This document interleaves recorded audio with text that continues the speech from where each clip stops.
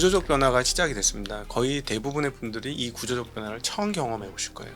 내가 기존에 가지고 있던 생각으로 확정 짓지 마시고 그냥 조금 한 발 떨어져서 어떻게 흘러가는지를 좀 바라보시면서 가셨으면 좋겠고, 그리고 잘하려고 그리고 멋지게 하려고 하면 다치실 겁니다. 느긋하게 하시면 좋을 것 같아요. 네.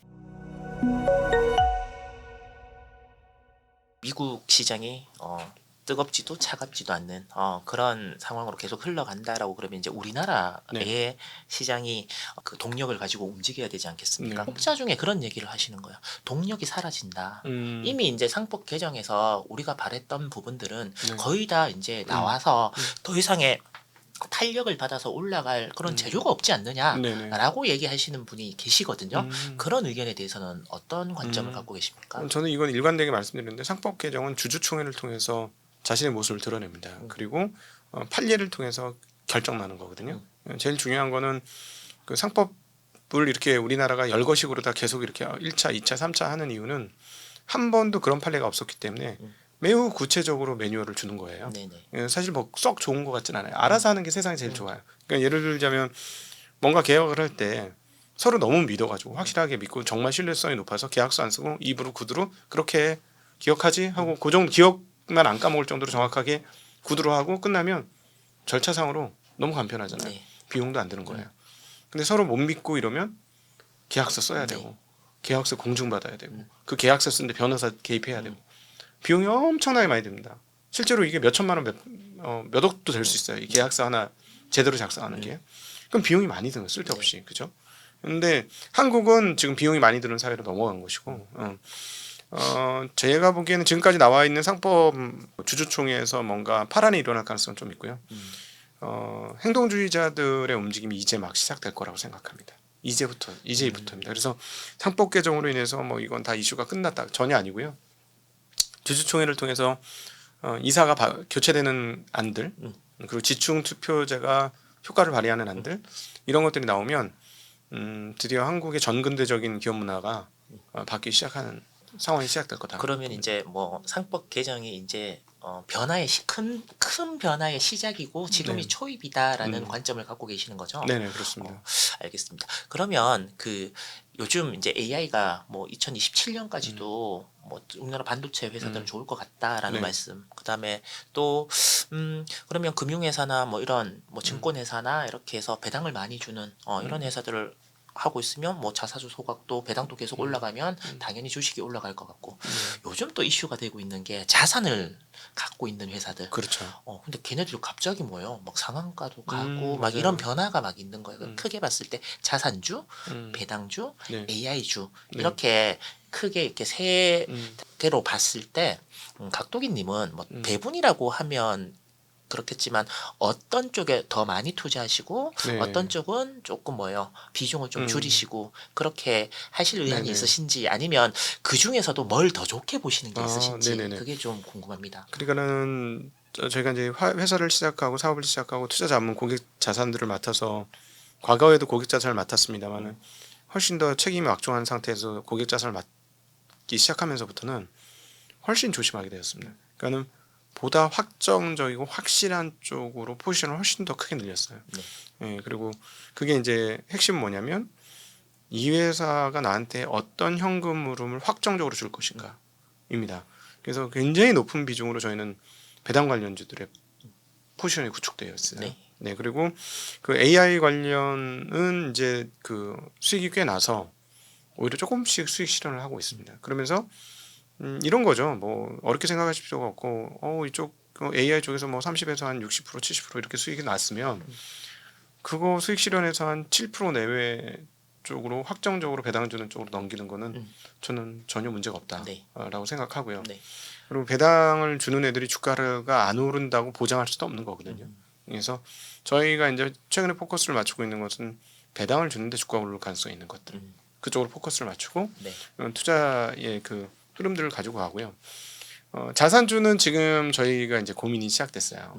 자산주들에 대해서는 공부를 시작했고, 근데 지금 저희가 손이 좀 부족하고, 그래서 이런 쪽으로도 투자를 정말 열심히 하고 싶은 분들이 있고 투자를 좀 하시는 분들 있잖아요. 네네. 저희가 이제 훈련해 드릴 수는 없고 음. 훈련이 되신 분들은 한번 노크를 한번 해보시는 게 좋을 것 같아요. 그래서 이제 우리 이제 가장 전방이 결국은 기업 분석하는 건데 네. 저희 손이 약간 부족해요. 여기서 그러니까 자산주 중에서 분명히 배당 늘 때가 있을 거라고 봐요. 그건 이제 올해 결산하고 배당 확정하면 바로 보일 거거든요. 그거 이제 분석을 해야 돼요. 거기서 이제 우리가 살 수 있는 기업들을 선택할 수 있는 기업들을 개중에 거버넌스도 받아들일 수 있는 기업들을 한번 찾아서 포지션을 늘려야 되겠죠. 보통 자산주라고 하면 인식이 뭐예요? 거버넌스가 엉망진창인 그렇지. 그런 회사들이라고 이제 인식이 되어져 있으니까 약간 다른 것 같아요. 그러니까 자산주이면서도 배당까지 주는 회사가 있으면 진짜 좋은데 네. 보통 자산은 깔고 있고 배당은 쥐꼬리만큼 주고 근데 그게 이제 변화가 일어나는지를 봐야 되는데 뭐 이제 주주총회가 있는 내년 2월 뭐 이때쯤 되면 네. 해서 우리 대한민국 주식시장이 이제 진짜 신문에 날 일들이 좀 많았으면 좋겠습니다. 있을 거예요. 네. 왜냐하면 이게 이번에 배당소득 분리과세가 지금 별로 생각보다 통과했는데도 이슈가 크게 안 네, 되는데요. 그러니까. 이거는 굉장히 파괴력이 큰. 저는 뭐 거의 이게 가장 크다. 상법 개정보다도 시장 영향이 훨씬 크다라고 보는데 왜 그러냐면은 50억 이상 배당 받는 거는 소위 말하는 한국의 총수 분들이나 그 중에서도 몇몇 분만 네. 받는 거잖아요. 그러니까 일반적인 중견기업의 대주주 대표들은 50억 못 받아요. 아니 시가총액이 1,000억인데 50억 배당 받으려면 배당을 도대체 얼마를 해줘요? 시가총액이 1,000억인데, 네. 그죠? 그러면은 막 예를 들어 50억 수익 나면 수익 100%를 다 배당을 해줘야 된다는 얘기인데 배당 환원율이 100%인데 그럼 네. 주가도 엄청 오를 거예요. 그러니까 요거에 반응하는 대주주들이 좀 있을 겁니다. 이건 역거버넌스로 생각하시면 돼요. 거버넌스가 아주 나쁘기 때문에 이번에 배당소득 그 분류과세 25%는 회사의 재산을 합법적으로 빼올 수 있는 아주 좋은 툴이거든요. 이게 좀 격하게 네. 얘기하면 회사 돈 빼돌리고 싶었는데 이 방법이 없으니까 좋은 차 사고, 예. 좋은 거 먹고, 뭐 좋은 거 즐기면서 비용으로 다 네. 하던 거를 25%? 저는 이거 약간 구미 당길 거라고 봐요. 물론 이 비용 쓰는 것도 비용 쓰는 건데 네. 현금 마련해서 어떻게 되냐면 이거는 상속할 때 되게 의미가 있죠. 맞죠. 받아서 그 돈 받아서 애들 애들을 주던가 하고 그때 물론 또 증여세가 나오긴 하겠지만 그거 가지고 애들한테 지분을 늘려주는 거죠. 그럼 25%만 내고 애들이 그거 돈 받고 또 주식 사고 네. 또 이러면 상속세 50%인데 상속세를 훨씬 적게 내고 하는 합법적이고. 거잖아요. 합법적이고 맞죠? 예. 누가 뭐라고도 안 하고 사실은 회사의 재산을 탈취할 수 있는 매우 좋은 길이 열렸다. 그래서 올해 결산하고 배당금이 증액되고 배당 환원율이 증액되는 회사 잘 보셔야 됩니다. 알겠습니다. 아무튼 이렇게 연말 돼서 투자하시는 분들은 공부할 거리들이 점점 이제 생기는 것 같아서 즐거운 마음으로 공부를 좀 하셨으면 좋겠고 그런 관점에서 액티브 ETF에 대해서 한번 여쭤보고 싶은데 전문 투자자의 입장에서 네. 이렇게 막 섞어서 그 조선이 좋으면 조선 아니면 네. 배당이 좋으면 배당 많은 회사들을 이렇게 섞어 그럼 물론 그 비중의 차이가 그걸 만든 회사의 능력이다라고 이제 얘기는 하지만 또 그런 거 하나 나오고 나면 좀 있으면 뭐요 비중 조금 비슷한데 한두 개 회사는 또 바뀌어져 있는 네네. 그런 또 복제품도 막 이제 네네. 나오고 있는 게 솔직히 우리나라의 사정이고 또 네. 그걸 굉장히 많이 광고하고 또 유튜브에 나오시는 분들도 그걸 굉장히 많이 추천해요. 개인이 회사 분석해서 하는 것보다 이게 훨씬 더 안전하다라고 네네. 얘기를 하는데 옛날처럼 네. 종목을 공부하는 것보다 훨씬 더 나을 거라고 생각을 하시나요? 그 각도기님은 어떤 생각을 갖고 계시나요? 지금 액티브 ETF도 이제 구분이 좀 필요합니다. 네. 완전 액티브 ETF는 펀드처럼 운영하는데 운용사들이 펀드가 안 팔리니까 ETF로 진출한 거예요. 그래서 그거는 계속 끊임없이 바뀌어요. 개 중에는 되게 성과가 좋은 데도 있고 성과가 아주 엉망인 것도 있습니다. 이게 완전한 액티브 ETF가 그런 게 하나 있고요. 네. 지금 말씀하신 거는 패시브 ETF인데 네. 잘게 쪼개서 분야별로 김밥 말아서 주면 되는데 네. 당근 주고 단무지 주고 계란 주고 이렇게 따로 주는 거죠. 네. 개인적으로는 이건 비추입니다. 저는 솔직히 말해서 오히려 그냥 시장 ETF가 더 좋아요. 그냥 그냥 예 코스피 뭐 ETF 음. 뭐 이런 정도 코스피 200 ETF 뭐 이런 정도나 아니면 그 분야 있잖아요. 네. 예를 들어 업종 뭐 은행 ETF 뭐 저희가 아주 강조했던 증권 증권, ETF 뭐 이런 식으로 업종 정도까지 커버리지하는 ETF는 괜찮고요. 그리고 한국 주식시장은 그냥 시장 ETF가 지금 상황은 제일 좋고 그 ETF가 만들어진 메커니즘을 보면 팔릴 만한 ETF만 만들어지는데 주가가 낮을 땐 절대 안 팔리거든요. 그냥 ETF 조성될 때는 주가는 이미 다 오를 때예요. 메타버스 한번 생각해 보세요. 메타버스 ETF. 메타버스 지금 어디 있습니까?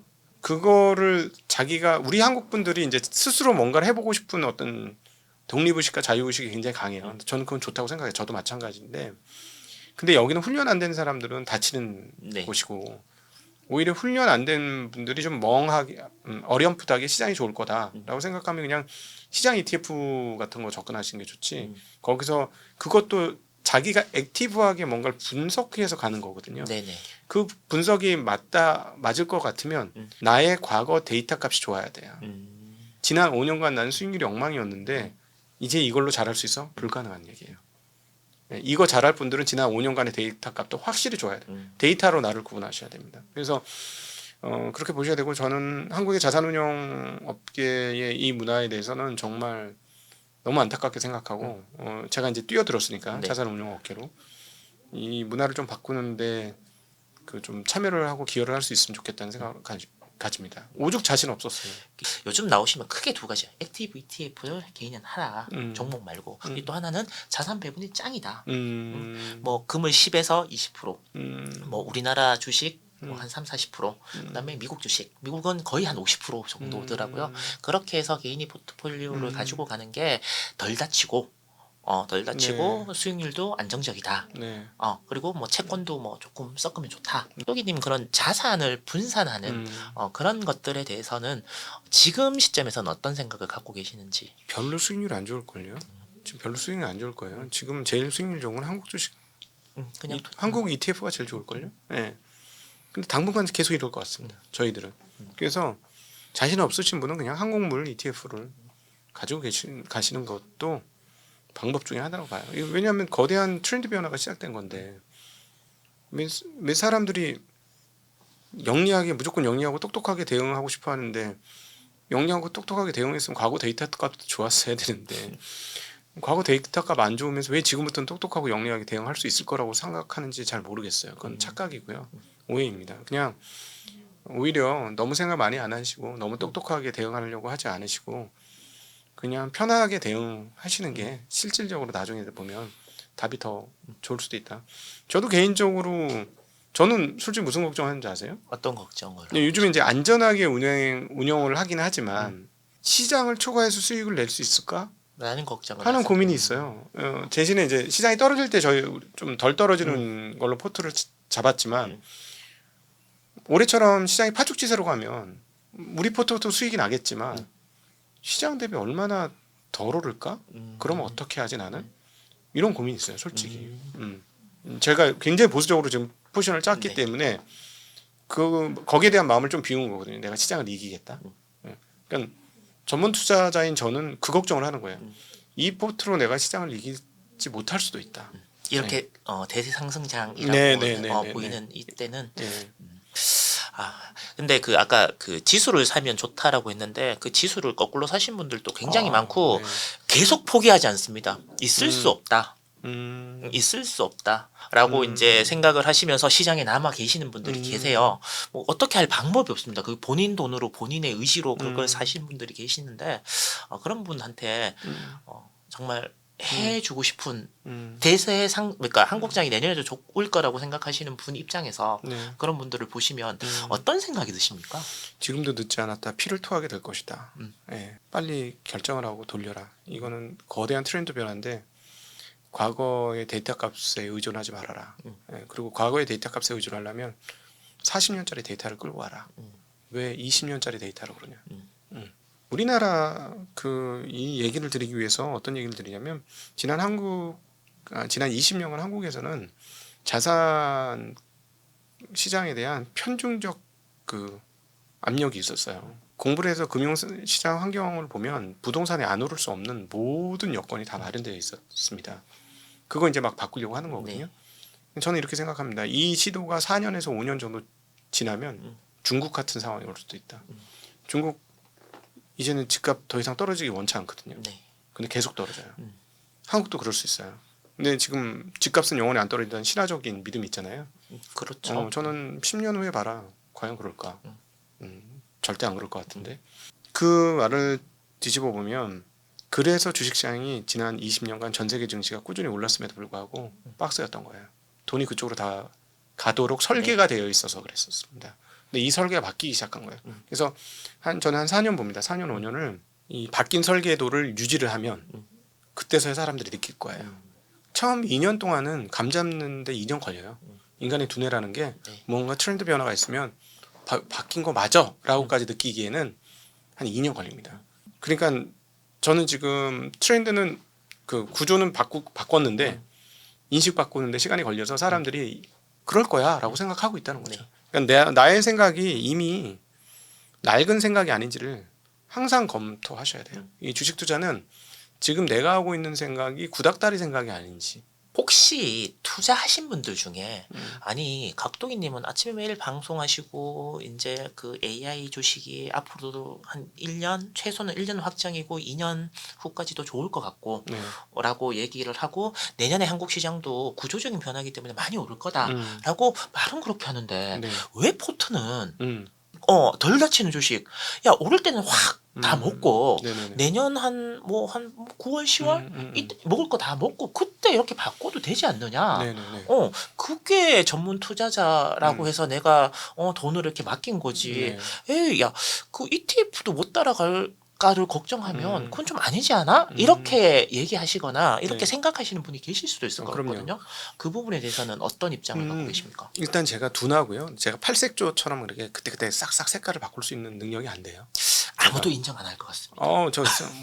제가 용기를 좀 한다고? 절대 그거 바꿀 수 없어요. 저가 그렇게 빠르지 않고, 그다음에 이제 그거는 이제 경험을 해보시면 아는데요. 하락장에서 덜 깨지는 사람이 누적으로 반드시 이깁니다. 반드시 이겨요. 이걸 그게 이제 버핏이 했던 얘기잖아요. 제1원칙 깨지 마라. 2원칙 1원칙으로 잊지 마라. 이거잖아요. 제가 이 문구를 도대체 언제 봤을까요? 처음에 투자하시고 20년도 훨씬 넘었어요. 이 문구를 본 걸. 근데 이 문구가 제 뼈와 살 속에 들어와서 녹아 들어가는 데는 20년 걸린 거예요. 저는 이제 그게 무슨 말인지 알겠어요. 경험을 다 복리도요. 말만 복리죠. 내 계좌가 복리로 늘어나는 거 보지 않으면 복리가 안 느껴져요. 체험을 해야 느껴져. 이게 참 웃긴 거야. 깨지지 않는 게 중요한 것도 그다음에 복리가 중요한 것도 머릿속으로 산수 계산, 수학 계산으로 다 계산 나오는데 감정 계산이 안 떨어지는 거예요. 그게. 왜냐하면 체험을 안 해봐서. 체험을 해보면 위험 관리를 하는 게 훨씬 누적적으로 좋은 결과를 낼 수 있다. 그러면 매트릭스 투자 자문에 이제 투자하신 분들은 원래 투자하신 분들은 그 체험을 몇 년 정도 했어? 한 3년? 좀 더 걸리죠. 그러니까 제가 보니까 중요한 거는 5배에서 10배 키울 때까지가 진짜 어려운 구간이에요. 5배에서 10배 정도를 키우고 나면 그 다음부터는 쉽구나. 그렇게 무리 안 해도 되는구나. 이거를 느끼거든요. 근데 이제 물론 이제 조만간에 이제 저희와 합류하실 분도 있는데 그분은 뭐 아주 날렵한 칼을 휘둘러요. 중간중간에 춘궁기를 맞이하기는 하지만 근데 그 날렵한 칼을 잘 휘둘러서 춘궁기를 길게 뽑으면서 손해를 시간으로 누르면서 가서 한 번씩 큰 칼 뽑을 때마다 한번 큰 수익에서 누적 수익 좋게 하는 그런 스타일도 있어요. 그런 스타일도 있는데 저는 그거는 일반인들 못 견딜 거라고 생각합니다. 그래서 이제 지금 저희들이 생각하는 이 방식대로 조금 덜 먹고 조금 덜 다치고 그리고 또 덜 먹는 기회를 또 만들고 이러다 보면 그래서 한 5년 정도는 해야 필요할 것 같아요. 시간이. 그래서 저희가 계약자분들의 계약 상황에 3년간 거의 해약 금지, 해지 금지 톤으로 다 박아놓은 게 3년은 지나야 그 윤곽이 보이더라라는 거죠. 네. 알겠습니다. 오늘도 뭐 이런저런 이야기를 많이 나누고 내년 전망 그리고 여러분들께서 시장이 이렇게 많이 올랐는데 각도기님은 내년 어떻게 보시지 뭐 이런 것들이 궁금해하실 것 같아서 여쭤봤는데 혹시 저희가 오늘 나누는 네. 대화 중에 꼭 하시고 싶었는데 음. 얘기를 못했거나 그런 부분들이 네. 있으면 시청자분들께 아 맞다 이 얘기는 내가 꼭 해야 되는데 하다 보면 바쁘다 음. 보면 못했던 부분이 있을 수 있잖아요. 네. 그런 이야기들을 한번 해주시면 좋을 것 같아요. 구조적 변화가 시작이 됐습니다. 거의 대부분의 분들이 이 구조적 변화를 처음 경험해 보실 거예요. 그래서 내가 기존에 가지고 있던 생각으로 확정 짓지 마시고 그냥 조금 한 발 떨어져서 어떻게 흘러가는지를 좀 바라보시면서 가셨으면 좋겠고, 그리고 어쩔 수 없이 돈 가치가 너무나 크게 빠지고 있는 상황이기 때문에 자산 쪽에 불가피하게 투자를 해야 되는 상황에 봉착했습니다. 그래서 잘하려고 하지 마시고요. 느긋하게 뻔하게 하십시오. 그러면은 좋은 결과 있을 거고요. 잘하려고 그리고 멋지게 하려고 하면 다치실 겁니다. 시장은 이번에는 시간이 약입니다. 이번 시장은 시간이 약이니까요. 느긋하게 하시면 좋을 것 같아요. 네. 올해 들어와서 정말 많이 깜짝 놀랐던 건 저희 그 구독자들의 이 퀄러티에 정말 감탄을 정말 많이 했습니다. 정말 대단한 분들이 많이 모여 계신 곳이고 이분들이 마음을 먹으니까 이렇게 대단한 일들을 손쉽게 해내는구나. 그래서 그 부분에 대해서 참 감사하고 덕분에 또 성장하게 된 것 같습니다. 물론 저도 약간의 도움을 드렸겠지만 저도 굉장히 많이 도움을 받고 있다라는 말씀 꼭 드리고 싶고요. 어떻게 이거 좋은 일이니까 한번 해봅시다 하는데 톡톡 이루어지는 거예요. 너무너무 신기해요. 그런 것들이. 그래서 앞으로도 좋은 문화 계속해서 만들어갔으면 좋겠고 믿고 바라봐 주셔서 진심으로 감사하다는 말씀도 또 드리고 싶습니다. 네, 알겠습니다. 여러분, 제가 80년생이거든요. 근데 제가 태어났을 때부터 저희 부모님이 과수원을 하셨어요. 사과. 지금까지도 계속 이제 하고 계시는데 뭐 사과집 아들이고 그러다 보니까 이제 나이가 들어서 어딘가 뭐 이렇게 선물을 할 때 이제 사과를 이렇게 선물을 보내 예, 뭐 잘 받았습니다. 이런 인사를 항상 듣고 했는데 몇 년 전부터 조금씩 변화. 뭐 이 귀한 걸 이랬는데 지금 원래 한 3년째 사과값이 비싸거든요. 네. 그러니까 요즘 주면 제가 사과 한 상자 보내드리려고 그렇게 비싼 걸 과수원집 아들이어서 부자겠어요 이런 이야기를 이제 듣기 시작하는 거예요. 네. 근데 변한 게 하나도 없습니다. 근데 제가 왜 이 말씀을 왜 드리냐 하면 사과값은 저희 엄마가 맨날 말씀하셨던 게 야 저거 평균 3만 원만 받으면 소원이 없겠다라고 얘기를 하고 평생 그게 안 될 줄 알았거든요. 네. 근데 변하더라고요. 네. 근데 혹시 여러분이 확신을 가지고 이 회사는 분명히 잘 될 거야.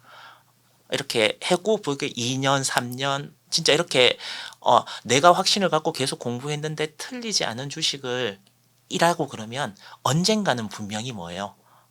그 주식이 지금 한국 시장의 구조적인 변화를 통해서 오를 거니까 혹시 원래 시장에서 조금 소외됐다 하시더라도 너무 실망하시지 마시고 포션 뭐 이런 거 바꾸지 마시고 꾸준하게 계속 공부는 하시되 그렇게 버티고 이빨 꽉 깨물고 엉덩이 힘으로 계시면 분명히 사과집 아들이 요즘 뭐예요 대우받는 것처럼 여러분들이 가지고 계시는 그 주식도 분명히 여러분들에게 큰 대가로 돌아오지 않을까라는 말씀을 전하면서 오늘 시간 마치려고 합니다.